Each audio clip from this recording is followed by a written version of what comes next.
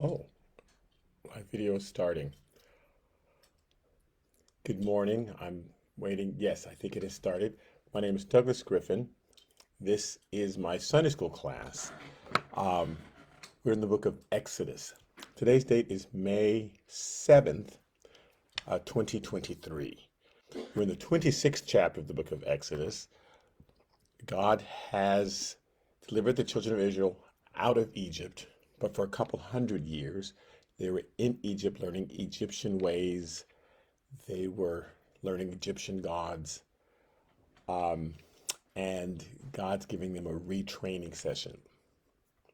I'm going to have to put you in school and teach you my ways because the gods you were studying really aren't gods. They're just made up people that people have created.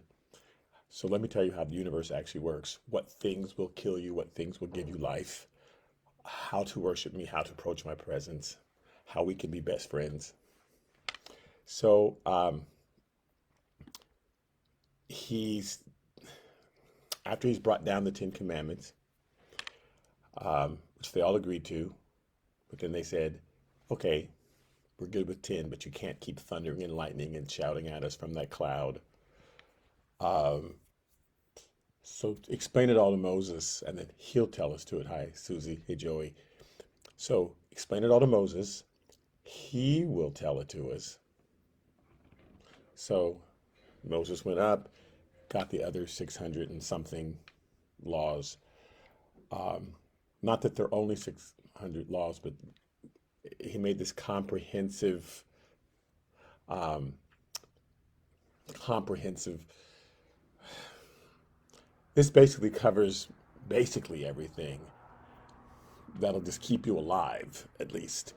But he ultimately wants them to have a personal relationship with him. Because there's nothing in the laws as whether or not it's okay to turn right on a red light. And I mean, he wasn't going to cover every single thing that ever happened to us. But these are the basic blueprint for life. But ultimately, you have a personal relationship with me, and then I'll write my laws in your heart. And then I can lead you every day over little things.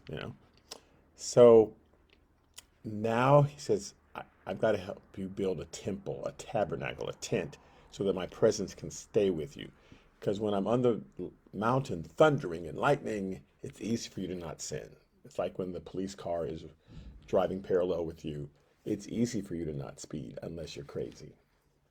But when you haven't seen police and you're late for that appointment, you might think, well, let me go ahead and speed, right? So he says, I want my presence to stay with you uh, so that it'll be easier for you not to break my laws.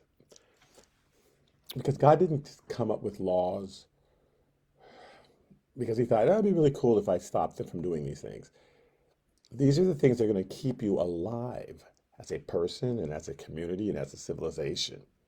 So, good morning, Carol. So, these are the laws that are going to help you, yes, survive. Um, and I really want to help you keep them. So, the first three things he explained that were going to go in the tabernacle, the tent of meeting, um, was the lampstand that was always supposed to be lit. That was to represent his eternal presence. It was the only thing that lit the tabernacle because once he explains how to build it, you see it's closed on every side. Then he explained the table of showbread, um, which was to represent their fellowship with God. The covenant, once you break the covenant with someone, you sit down and you have a meal with them. So let's always have bread on this table permanently. Just keep making bread once a week. Keep this lamp candle lit and tended at all times. The third thing was the mercy seat that went on top of the Ark of Covenant. And the mercy seat is where his presence would manifest itself. And underneath the Ark, the mercy seat, in this box, rectangular box, was to go the Ten Commandments. Um, so those are the three pieces of furniture he described in chapter 25. Now he's going to kind of explain the construction of the temple, right? So I'm going to start Exodus chapter 26. We're going through the whole chapter. It's like reading a blueprint, but everything has meaning. Everything, God didn't just make it green because I like that color. Everything was to be a lesson. Everything meant something. All right. So Exodus chapter 26, verse 1 says, "Moreover, you shall make the tabernacle with 10 curtains of fine woven linen and blue, purple, and scarlet thread, which is the wool." So it's supposed to be a mixture of linen and wool. And there's this thing coming up later where he says, don't wear linen and wool. And that's specifically so that there's a separation between you and the temple. There's certain things that I want that to just be for the temple. So he wasn't against linen and wool. He was using that mixture in order to teach them a lesson. Because his ultimate goal is this mixture of the divine and the secular. God's divine, we're secular, we're human, and that's the ultimate goal, is this mixture thing. Okay, so it's supposed to be, the tent itself, the material is supposed to be blue, purple, and red. And you'll find that a lot of things where the regular folk were red, and then as the priests moved into the tabernacle, it was more purple, and then as you went to the Holy of Holies, it was more blue. He just wanted to show the transition, and the purple is where we're going to meet. But you can't get to the blue area, and I can't come to the red area, but in the blue, in the purple, that's where we'll meet. Because if I come to the red area, you'll all burn up. And if you come to the blue area, you'll burn up, but we can meet in the purple. Okay. So, you shall make the tabernacle, the tent, with 10 curtains. And I'm going to explain these. They're like panels that were sewn together, clasped together. And there's going to be 10 total, of woven linen and blue and purple scarlet thread. They added in the thread. With artistic designs of cherubim, you shall weave them. So they wanted angels all around. And so there's angels drawn into the design, and the cherubim are the same that are around the throne of God, and he wanted all around the temple. When you walked in, you just see angels everywhere, because that's a truth, that there are angels everywhere around us. So he wanted to put that into their minds, that's what they saw when they walked in. It says, the length of each curtain shall be 28 cubits tall. What is that, like 40 feet? And the width of each curtain, 4 cubits. It's about 6 feet wide. So it's almost like 3 stories tall and 6 feet wide. And there's 10 of them. You're going to sew them together. They go all around the temple. So they go up. Now, the 28 is important because they go up like 20 cubits, and then it bends. So if you imagine 5 on one side, 5 on the other, the curtain goes up maybe 20 cubits, and then that 8 cubit bends, and that 8 cubit bends and meets in the middle, right? So it's 16 cubits wide, 20 long. 8 and 8, right? 20 long. Okay. The width of each curtain, 4 cubits, and every one of the curtains shall have the same measurements. In 1 Kings chapter 6, when Solomon built a permanent temple, David moved the Ark of the Covenant to Jerusalem, but it's Solomon that built the temple. It says, now the house was King Solomon built for the Lord. Its length was 60 cubits long, like a football field, right? Its width, how wide was it? So again, we're imagining a football field, 60 cubits long, 20 cubits wide, but its height was 30. Now he just said 28. I wanted 28. Like 20 on each side and then 8 bend. He made it 30. So we're going to see why he made it 30. Like, why not 28? If you're making an exact replica of the temple, God said 28. But you made it 30. Okay. Anyway, so back to the chapter. Exodus chapter 26, verse 3. 5 curtains shall be coupled to one another, and the other 5 curtains shall be coupled to another. So it's 5 and 5. There's 10, right? like two sides of a tent, two sides of a tent, and they meet in the middle. Exodus chapter 26, verse 5. 50 loops you shall make in one curtain, and 50 loops you shall make on the edge of the curtain that is on the end of the second set, and that's where they're going to sew them together, these 50 loops. That they be clasped to one another, and you shall make 50 clasps of gold, and couple the curtains together with the clasp, that it may be one tabernacle. So even though it's 5 panels, you're going to do all 5 panels together with these gold clasps. So he's just really specific how to make it 5 on one side, 5 on the other, they meet in the middle. Okay, Exodus chapter 26, verse 7. And you shall make curtains. So that's done. They're linen and wool. They're beautiful, they're lovely, they're red, they're scarlet, purple, and blue, and they join together. So right now you've got no front and no back, but you've got the sides. And he's already explained the boards. You got these boards that you're going to put up. That's what you're going to put them to, like a tent frame. Okay. So now, here's what goes on top of that. You should also make curtains of goat hair to be a tent over the tabernacle. So it's going to have a second layer because this lovely linen and wool is not going to be enough to protect you from the sun and the cold. And so there's another layer that goes on top of that, and you shall make that one 11 curtains. But the other one is 5 and 5. Well, this is going to be a little bit longer because there's going to be an extra flap on it that goes in the back. The length of each curtain shall be 30 cubits. That's why Solomon made his temple 30 cubits.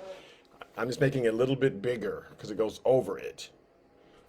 So instead of 28, it's going to be 30 cubits because there's going to be a little extra. It's going to go over that. And the width of each curtain, 4 cubits. And the 11 curtains shall all have the same measurements. They're all the same. And you shall couple 5 curtains by themselves and 6. So it's 5 and 6. So you've got an extra to bend in the back.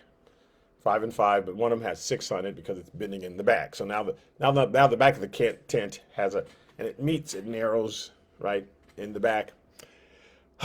And you shall couple 5 curtains by themselves and the 6 curtains by themselves, and you shall double over the 6th curtain at the forefront of the tent. To him, the forefront of the tent is where the Holy of Holies is. Okay. Exodus chapter 6, verse 12. Now the remnant that remains of the curtain of the tent, the half curtain that remains, shall hang over the back of the tabernacle. And a cubit on one side and a cubit on the other side of what remains of the length of the curtains of the tent shall hang over the sides. So there's going to be extra that's going to hang over the sides, going to hang over the back. So this is you're kind of covering it up over the sides of the tabernacle on this side and on that side to cover it. Exodus chapter 26, verse 14.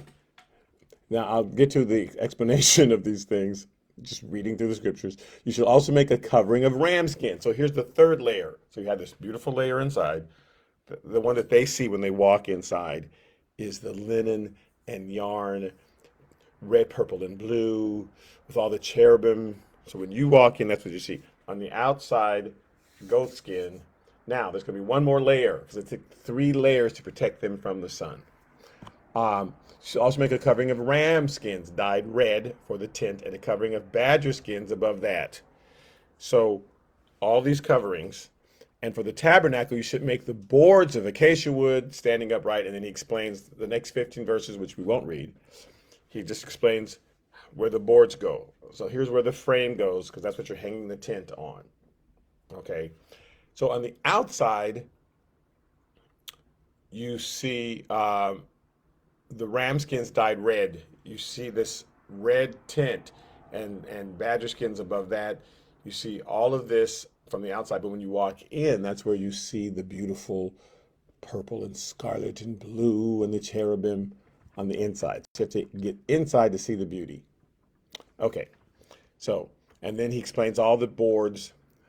I'm skipping down to Exodus chapter 26, verse 31, because for 15 verses, it's just, and here you put the board here, and you put the board there, and you put another board here, but he's like a great architect. He's very specific. You make this, and this is going to stand, and this will be portable. You can carry it with you as you go.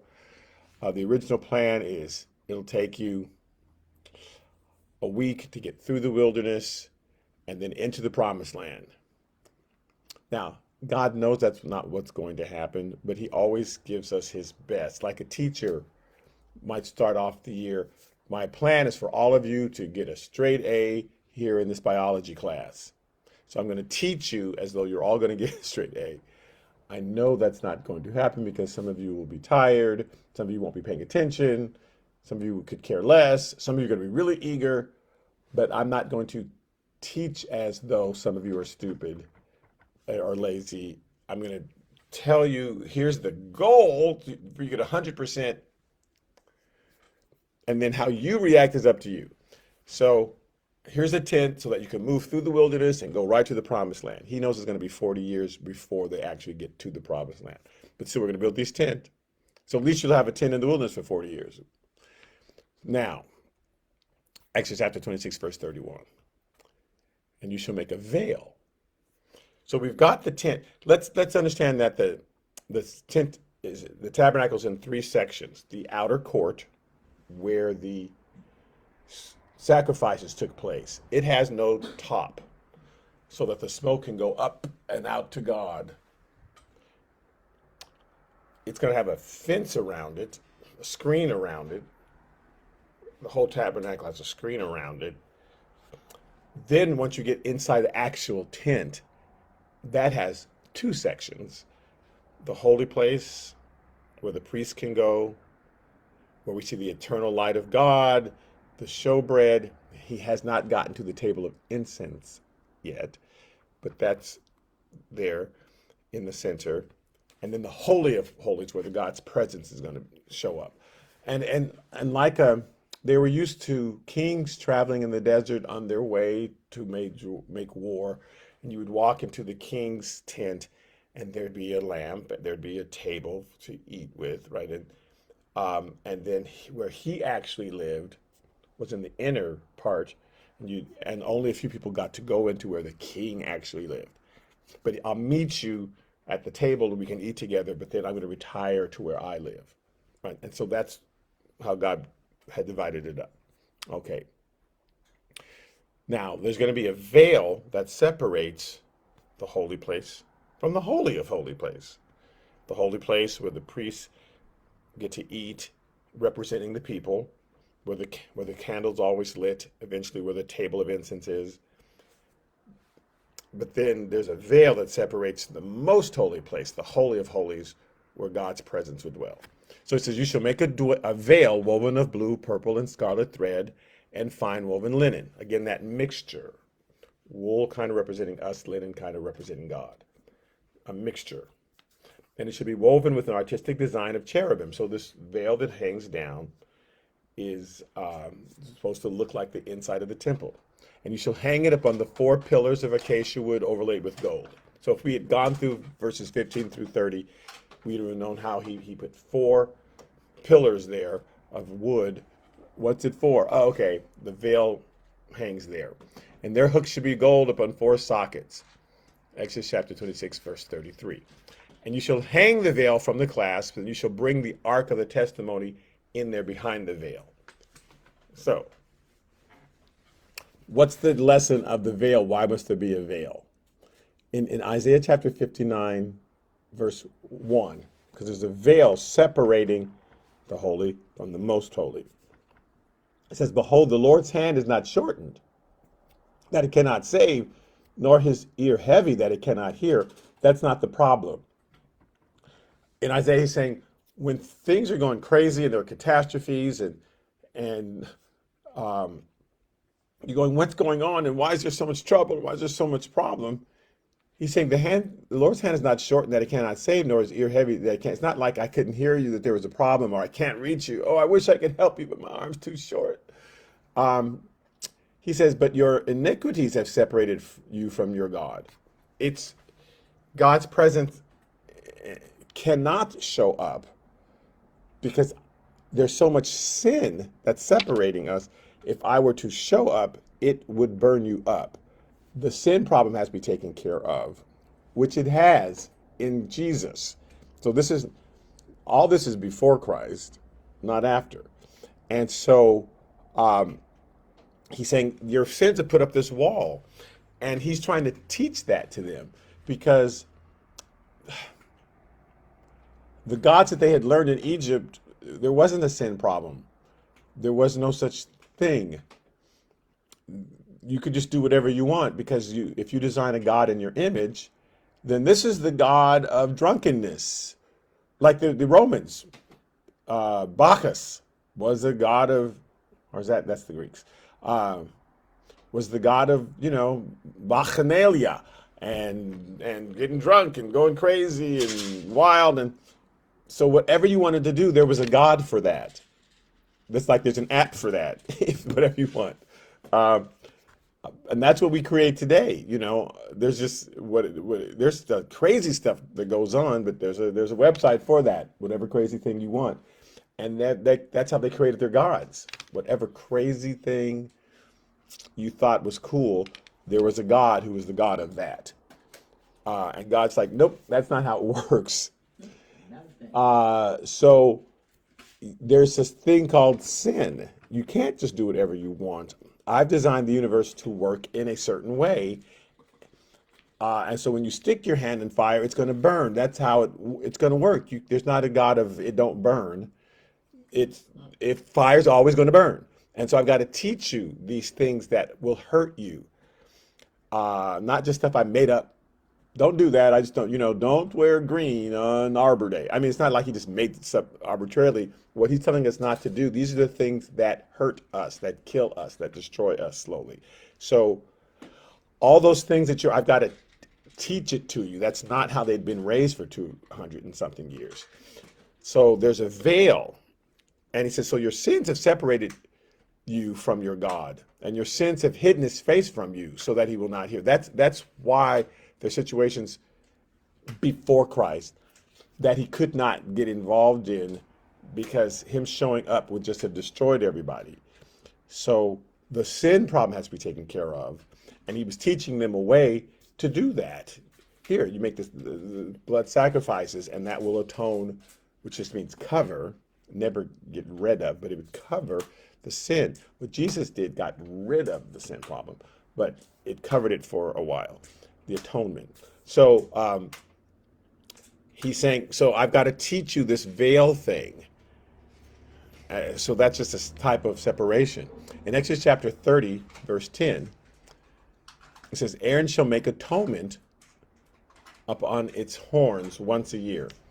So this is after Exodus chapter 28, when the people went crazy with the golden calf, and that's a very important day. The day that they sinned and made the golden calf, and Moses came down, it had been 80 days since the 10 Commandments, because he went up for 40 days and got instructions, and then he came back and got another 40 days, and he comes down, and there's the golden calf that they've made, even though God was right there. And atonement needed to be made for that grave sin. It's more than a single thing that they did. It was a whole attitude of, we want a whole other God than this one that's right there. So we're going to make a God. We're going to go back to Egypt where we were safe. And so atonement needed to be made for that. And so once that sin is committed, then now he's teaching about atonement. He's preparing them in advance because God knows what they're going to do.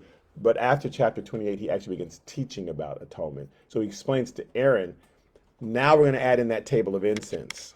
Because before then, he hadn't described it. Only the candle that's forever and the fellowship that's forever. But that third component is prayer for atonement. And so he doesn't even mention that till after the golden calf. And on that little table of incense, there were horns which you could use to dip the blood in order to begin to make atonement. So he says in Exodus chapter 30, verse 10, Aaron shall make atonement upon its horns, on that little table in the center, that couple horns, where the incense is. And then he's about to walk right into the Holy of Holies. He says, once a year, with the blood of the sin offering of atonement, once a year, he shall make atonement upon it throughout your generations. It is most holy to the Lord. So today we call it Yom Kippur, and once a year, atonement is made for a specific sort of sin, the sort of sin that they committed with that golden calf.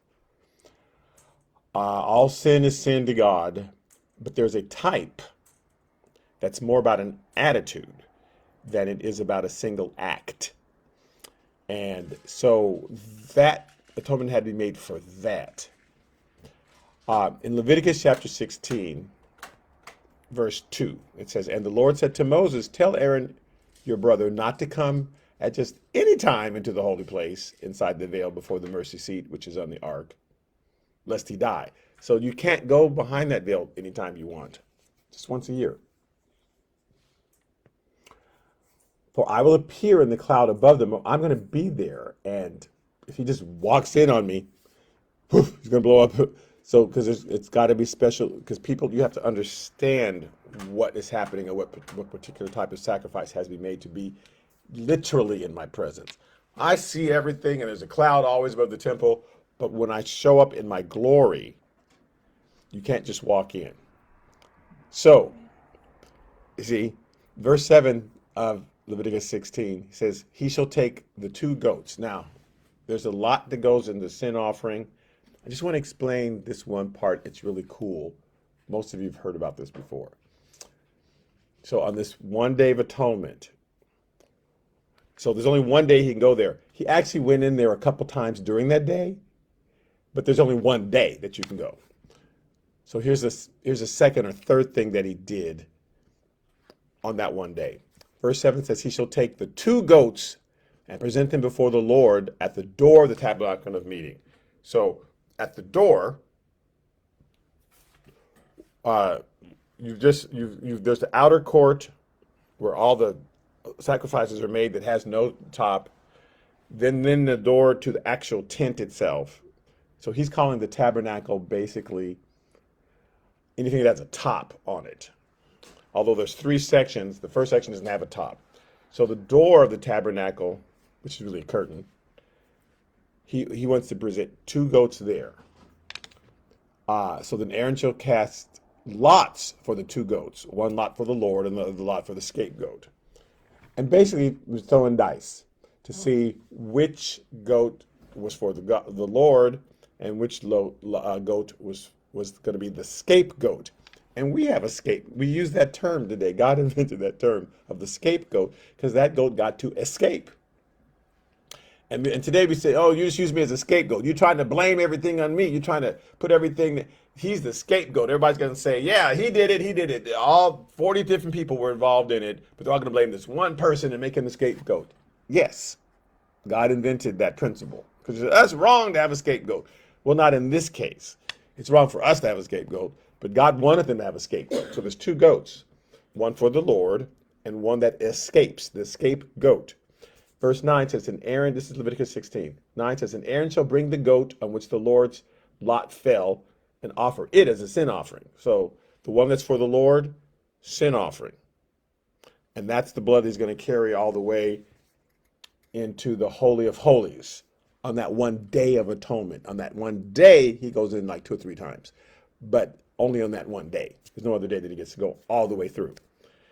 So verse 10 says, "But the goat on which the lot fell to be the scapegoat shall be presented alive before the Lord to make atonement upon it, and let it go as a scapegoat into the wilderness." So it gets to leave. One goat is sacrificed, one goat gets to leave.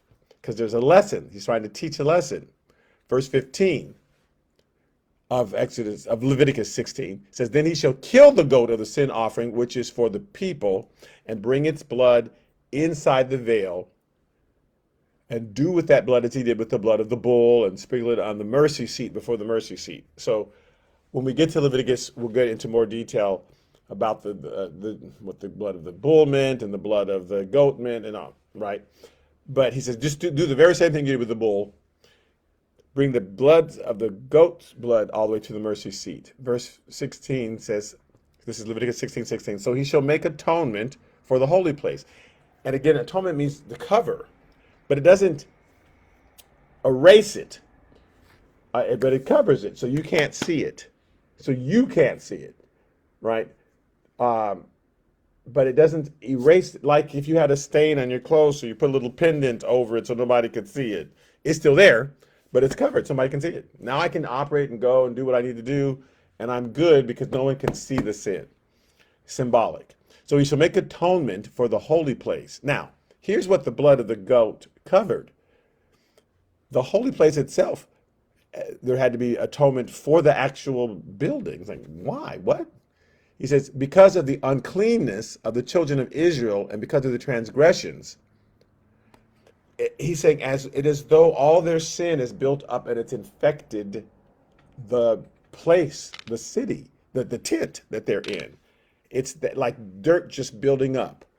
And so there has to be atonement made for the actual tent because their sins have infected the actual tent. So he shall make atonement for the holy place itself because of the uncleanness of the children of Israel, because of their transgressions for all their sins. And so he shall do for the tabernacle of meeting, for the whole thing. That place needs to be cleansed, which remains among them in the midst of their uncleanness. There's so much sin just in the aggregate, right? Collectively, so much sin. Man, in this way, he's talking about an attitude of the heart, a way that they're seeing things, because it wasn't just the building of the golden calf. Like, you can never make a calf. It's what they thought it meant. It's the whole attitude of this God is not good enough. We're not waiting for this God. He delays. We can make our own God. So you believe that there's a God that you can make that's equal to that God. And so I got to cleanse that attitude of yours. It's not just the action, because there's a lot of things that we can do that the action itself is neutral. But God sometimes knows the attitude behind it, and that's why you can't do it. Somebody else might be able to get away with it because to them it doesn't mean anything. In some countries, you just have a drink with your meal just because it tastes good, and you have a drink with your meal, and it cleanses the palate, and you're done. But for some people, I want to get drunk. They're not drinking for the taste. They're not drinking just because they want something, to cleanse their palate. They're drinking because I'm depressed and I'm upset, or I need to set myself free. So I'm going to get drunk so I can be wild and go out and do crazy things. And so God says, you can't have a drink. You can over there because you're just drinking because it tastes good with your meal. You can't do that thing because of what it means to you. So he's separating the action from the attitude. So it wasn't just the making of the calf, it's what it meant. And he says that attitude, that's the sin that was taken care of on the Day of Atonement. That's why there's one day we've got to cleanse this whole attitude, sins that you don't understand that you're even doing, because it's not about the action, it's about your belief system behind the thing that you're doing. So I'll get to that. So he says we have to even cleanse the holy place and cleanse the tent because of the uncleanness of the people. It's like dirt that's gotten on it, like disease that's infected it once a year. Verse 20 of Leviticus 16. He says, and when he has made an end of atoning for the holy place, and the tabernacle of meeting, and the altar, like atoning for them, like why? They haven't sinned. No, the people's sin has just gotten on it. He shall bring the live goat. So one goat was killed, right? And this blood was sprinkled out to make atonement for the holy place. Then now the live goat in verse 21 says, and Aaron shall lay both his hands on the head of the live goat. And there is a law of transference where sometimes Jesus would lay his hands on somebody. You may be into a prayer meeting with somebody, let me lay my hands on you. And it's symbolic. It's not a real thing. It's symbolic. Like, if you don't lay your hands on me, God can't do anything. But if you've seen a wireless mic, it doesn't have to be plugged in. In my mind, I think of the hands being laid as like you plugging a lamp in, and now you've made the connection. The lamp always had power. The power company, the lamp had its filament. The power company had all the power, and the plug, when you plugged it in the wall, now that connection is made, right?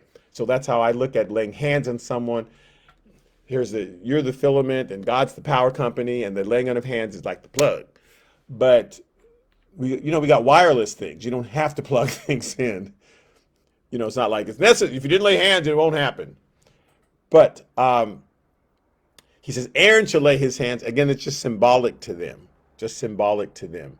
Aaron shall lay both his hands on the head of the live goat and confess over it all the iniquities of the children of Israel and all their transgressions concerning all their sins, putting them on the head of the goat, and shall send it away into the wilderness by the hand of a suitable man. So somebody is going to take it out, and then it goes somewhere where you never get to see that again, because he's painting a picture. Not, well, this is the only way you can get rid of sin. No, he's trying to paint a picture of like, so all those sins you committed, all that stuff, it's gone now. That goat has borne it away, because ultimately Jesus is going to bear all the sin. That goat does not become sin, but it's bearing it. I'll take on all those for you. Jesus, and I'll take them away. So in verse 22, it says of Leviticus 16, and the goat shall bear on itself all the iniquities to an uninhabited land, and he shall release the goat into the wilderness. So you never to see them again. So God doesn't keep bringing up our past sins. Now, we'll bring up stuff to people. I remember 20 years ago, you did that, and because we like to bring up and punish people for the past sin, but God doesn't do that to us. So once that sin is forgiven, it's gone, right? Gone. I want you to see this goat bear it away in your heads, so that you don't have to, you're not carrying the burden of that anymore and walking around, oh, God still is upset at me about, but no, he's not. Okay. So back to Exodus chapter 26. So we talked about the veil, and what happened. One of the things that happens behind the veil is on the Day of Atonement, because you only go in once a year behind that veil, is this thing with the goats. But there are other stuff with calves and bulls. We'll get to that later. Exodus chapter 26, verse 33, the second part says, the veil shall be a divider for you between the holy place and the most holy place, or the Holy of Holies. In Hebrews chapter 9, verse 6, it says, now when these things had been thus prepared, the priest always went into the first part of the tabernacle performing services in the holy place, the first part. So the tabernacle has two parts, but the whole tent of meeting area is in three parts. Okay, so they went into the first part of the tabernacle performing the services, but into the second part, the Holy of Holies, verse 7, the high priest went alone once a year, not without blood, you had to go with blood, which he offered for himself and for the people's sins. It says committed in ignorance. The word committed is not there. It really says the people's ignorant sins. And without knowledge, without understanding really of what they were doing, those sins were taken care of once a year. People like to talk about the things that you know you did and things you didn't know you did, but it's more than that. He's talking about a whole attitude. This is undetected sinfulness that infects the whole community and remains after all the ceremony cleansing. Because once a day, there was supposed to be a sacrifice. Every day, some sacrifice was made for sin on the altar, but only once a year did you go into the Holy of Holies. These are undetected sins that represent an attitude that infects the community. Because there's a community way the community can think, a way a gang or group of people can think that is like disease that can affect. And he says it affects you got to cleanse the temple, the tabernacle, the holy place, because just those attitudes. This came about, again, after the golden calf, because the golden calf wasn't just about, you can't make a calf. It was about why they did it, how they looked at it, what they thought it meant, and the whole attitude that they had that had to be changed. The golden calf is the reason that those people who made that golden calf never made it to the promised land. After 40 years, they all died out. The people who worshiped that calf, the one of that calf, couldn't make it to the promised land because they had a certain attitude about God that he could not even allow them to make it to the promised land because it was so entrenched. Egypt was so entrenched in them. Those ways of death was so entrenched. It was they so easily made a god, even though they saw clearly lightning and thundering, and they heard the voice that's why he spoke out of the cloud, so that they were clear. Hi, I'm God. This is not a game. It's not just a cloud. It's me. They still easily made a calf because in their hearts, they just so strongly believed in other gods and that they could make a god and, well, we're tired of this God. It's been 40 days. We're just going to do our own thing. That those sort of attitudes are harder. It's not the specific sin. Again, it's the why you did it. It's not the drinking of the wine. It's why are you drinking the wine? What does that represent to you? What does it mean? And so and I'm just using wine as an example. But it's so that's so those ignorant sins, those sins where you don't even understand how bad it is, that was made once a year. Hebrews chapter 9, verse 8.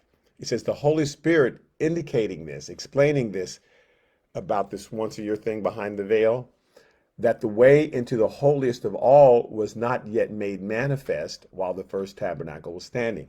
So the reason there's a veil there is so as long as that tabernacle is standing, the Holy Spirit is explaining to them, you can't just walk in. There's going to come a day where you can just walk into the presence of God, but it hasn't happened yet. As long as that tabernacle is standing, as long as that temple is standing, because the temple also had a veil on it, then the way has not been made clear. And that's what the Holy Spirit is teaching. This is also why once the temple was destroyed and Jesus did everything he did, and the veil was ripped, that he doesn't want another temple, because now we are the temple. So I know everyone's waiting for the third temple. But the Bible teaches, so that's all done with now. We don't have a need for the type of sacrifice that the temple's for. Doesn't mean you don't have a need for churches or synagogues. It doesn't mean you don't need a temple. You don't need a single location that is set up this way where sacrifice is made, because Jesus did that once and for all. So that's why Matthew chapter 27, verse 46, it says, about the ninth hour, Jesus cried out with a loud voice, saying, Eli, Eli, lama sabachthani, which is my God, why have you forsaken me? We discussed this on Wednesday. It was the final thing he could do. It's from Psalm chapter 22, and Psalm chapter 22 was being acted out right in front of everybody. They were rolling dice for his garments. They were saying, ha ha, he said God would deliver him. They were mocking him. Everything that happened, they would pierce him inside. His feet were pierced. Everything in Psalm 22 was happening right in front of them, and they weren't recognizing it. And so his last act was to scream out the first verse of Psalm 22 so that hopefully they would recognize, this is you. You're those people who are pointing at God and saying, ha ha ha, it's actual Messiah is right there in front of you and you're missing him, you're mocking him. Just like it happened in Psalm 22 that you read in line. Oh, who would ever do that? You're the ones who would do it. So he screams out, my God, why have you forsaken me? That's his last thing that he says. Well, last thing he says is, it is finished. Like, okay, I'm done. And on that note, I'm out. Verse 47. So some of those who stood there, when they heard that, said, this man's calling Elijah, because they said, Eli, Eli. Okay. Immediately one of them ran and took a sponge, filled it with sour wine, poured it on a reed, and offered to him to drink. And the rest said, let him alone. Let us see if Elijah will come and save it. He's crying out for Elijah. No, not that. Speaking Hebrew. Why don't you know Hebrew? Hello. And Jesus cried out again with a loud voice, it is finished. They don't say that in Matthew, but that's what he cried out, and yielded up his spirit. Then behold, the veil of the temple was torn in two from top to bottom. Not from bottom to top, because God wants you to know, I'm tearing it in two. So I'm tearing it from the top. It's 30 feet high. The veil is 30 feet. And it's rent from top. It's torn from the top to the bottom. Because God's saying, okay, no more need for the veil now. No more need for the veil. Done. Now you can walk into the presence of God. You don't have to worry, because no longer is there atonement where we just cover the sin, but it's actually gone away, like that scapegoat. It's gone. So you don't have to worry about that. When you ask forgiveness, the sin is gone, not just covered, but gone. No more days of atonement, no more veils, no more separation. Our sin is no longer separating us from God. Our belief in what Jesus did is what separates us, period. Do you think that Jesus died for sin and took care of that whole thing? Or do you think, no, I still got to work. I still got to do stuff. It's up to me to get my life together, and it's up to me and to give to charities and to do things, and that's what's going to save me. Okay. Hebrews chapter 9, verse 11. It says, but Christ came as high priest of the good things to come, with the greater and more perfect tabernacle not made with hands, that is, not of this creation. So Christ is the high priest, because only the high priest got to go into the Holy of Holies. Everybody was a priest in Aaron's family. One person was like to be the high priest that year. They got to go to the Holy of Holies. So Christ came as the high priest. Verse 12 says, not with the blood of goats and calves. That's no longer, right? We're done with that.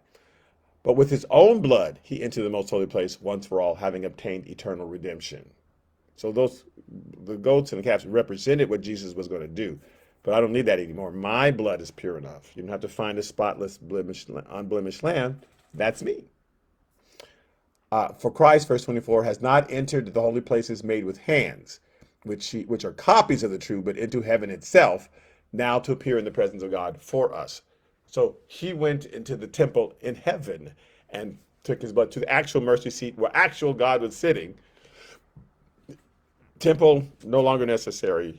Done. I walked into the holiest holies before the presence of God with the two cherubim that are standing by God on either side of him and did my blood. So this act that I've been teaching you, I've done it once for all. Done. Verse 25 says, not that he should offer himself often, as the high priest enters the most holy place every year with the blood of another. He's not going to do it once a year like the high priest. Verse 26 says, he then would have had to suffer often, means over and over, since the foundation of the world. Like from the beginning of time, he would, if that was the plan, every year Jesus would have to go before God and shed his blood every year. If it was supposed to be that kind of thing that's supposed to continue. But now, once at the end of the ages, we're now in a new age. At the end, that age, that the age where God was using only the Jews. That's his chosen people. He loves the Jews. We all need to love the Jews.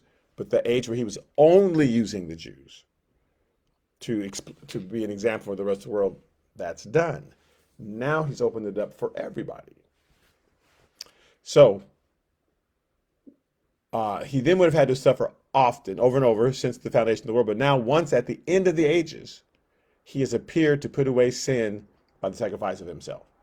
So he walks beyond the veil. So in Exodus 26, God's explaining the whole tabernacle and then the two sides and the veil that's supposed to go in between. In Exodus chapters 26, verse 34, and we only have 3 more verses, it says, you shall put the mercy seat upon the ark of the testimony in the most holy. So the ark of testimony is that little box-like thing where the testimony goes. Right now, only the 10 commandments are going there.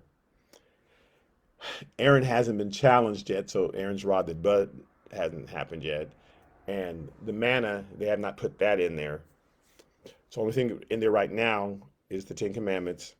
And then the lid goes on top of that. So you should put the mercy seat upon the ark of the testimony of the most holy, and you shall set the table outside the veil. And now she's talking about the table of incense. And the lampstand, he's talking about the table of showbread. The incense, again, it doesn't happen until after the big sin. The big sin's coming up. So, you should put the table outside the veil of showbread, and the lampstand across from the table on the side of the tabernacle toward the south, and you should put the table on the north side. So there's only 2 things there so far. Fellowship and the eternal presence of God. This is God being positive. You don't need the incense yet and all that. We haven't gotten there yet. You haven't sinned in that bad way yet. So fellowship and eternal presence of God are on the other side of the veil. Verse 36, and you shall make a screen for the door of the tabernacle woven of blue, purple, and scarlet thread and fine woven linen made by a weaver. So that door that leads you into the holy place, and then the veil leads you into the most holy place. So now he's talking about that door, because remember there was 5 on one side, 6 on the other that met in the middle, and that extra flap went around the back. Now you're going to make a door for the front, right? So he just made 2 sides of a temple and something that hung over. Because the only thing in the back is this ark that's about 5 foot wide. So it's kind of narrow in the back. But in the front, you're going to make a screen that's going to be the door. And you shall make the screen, and you make for the screen 5 pillars of acacia wood and overlay them with gold, and their hooks should be gold, and you shall cast 5 sockets of bronze for them. That's verse 37. That's the last verse in chapter 26. Now, that door is on the west side, east side, sorry. It's on the east side. So you walk in from the east and you're facing west. He doesn't want you to face east. Even though the door is facing east, once you walk into the door, you are facing west. That's on purpose because they wanted to worship the sun. They wanted to face east. They've been taught face the east. Everyone looks to the east and worship the sun because the sun, that's the biggest god of all. Ra was the, he said, I don't want you to face the sun. I want the door to be east and you walk in east and I'm going to be in the west. And that's what you're going to look at. You're no longer going to look at the sun. The sun is not your God. The sun can light up when you open the door, little sunlight can get in, then it closed, and then I light everything else. The lamp, I'm lighting everything else. So I want to shut the sun out. On the inside, there's the lamp light, and then all the angels, and then my presence is on the inside, and you face west. Again, there's nothing special or magic about the west. He just was trying to retrain them from facing the east, facing the sun. That's what they've been taught. That's not a God. That's just a sun. That's a thing that I created. Stop worshiping it. I created it. Worship the creator, not the creation. Okay, so that's Exodus chapter 26. I'm all done. Thank you so much for listening in. Chapter 27 next week. And again, as most people don't teach on the tabernacle and all this stuff because it's just a bunch of instructions, but it all has meaning. There's a reason why everything is as it is, and it teaches us about our relationship with God. Next Sunday is Mother's Day, and that's probably a day I won't be teaching. I'll be teaching every Sunday other than next Sunday. Same thing for those of you reminding me next Wednesday. I won't be teaching. So that week of Wednesday and Sunday, those 2 days, won't be teaching. But I will start again the next week. So please, I hope you can join me again after that, starting 2 Sundays from now. Thank you so much. Have a wonderful Mother's Day. And I'll see you on Sunday in 2 weeks. Okay. All right. Bye-bye.